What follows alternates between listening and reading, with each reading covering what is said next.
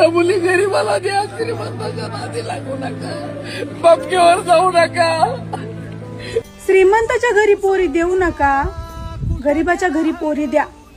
हे उद्गार त्या दुःखात असलेल्या स्वतःच्या मुलीला गमावलेल्या बापाच्या आहेत जनतेसाठी. पहिलं हगवणे प्रकरण, आता गरजे प्रकरण.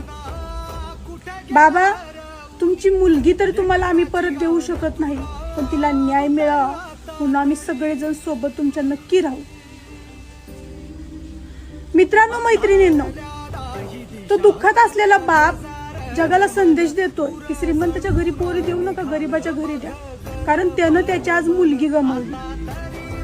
खरंच आजकालचे आई वडील मुलाच्या घरचा पैसा, श्रीमंती, गाडी, बंगला, नोकरी एवढं सगळं बघतात आणि आपल्या गरीबाची पोरं बिना लग्नाची राहतात, का तर त्यांच्याकडे एवढं नसतं ना.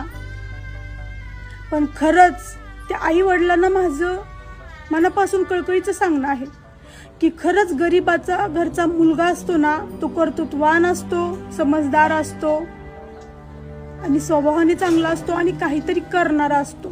हाताची पाची बोट सारखे नसतात, एक चुकीचं निघालं म्हणून सगळे सारखे नसतात.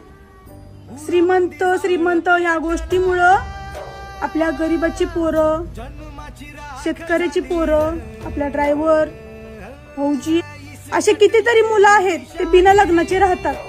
त्यांना मुली लोक देताना 1000 वेळा विचार करतायत, का तर त्यांच्याकडे खूप मोठी प्रॉपर्टी, पैसा नाही किंवा छोट्या मोठ्या गोष्टींसाठी. तुम्हाला बंगला दिसला, गाडी दिसला म्हणून तुम्ही चला आपली पोरगी इथंच द्यायची, असं नका करू रे. त्या मुलाकडे पहा, त्याचं कर्तृत्व पहा, त्याचा स्वभाव पहा, त्याचे नातेवाईक बघा. सगळं बघून शहानिशा करून आपला काळजाचा तुकडा समोरच्याच्या हातात द्या. अशी वेळ येणार नाही. जो हगवणे किस्सा झाला होता ना, तोच किस्सा इथंही घडलेला आहे.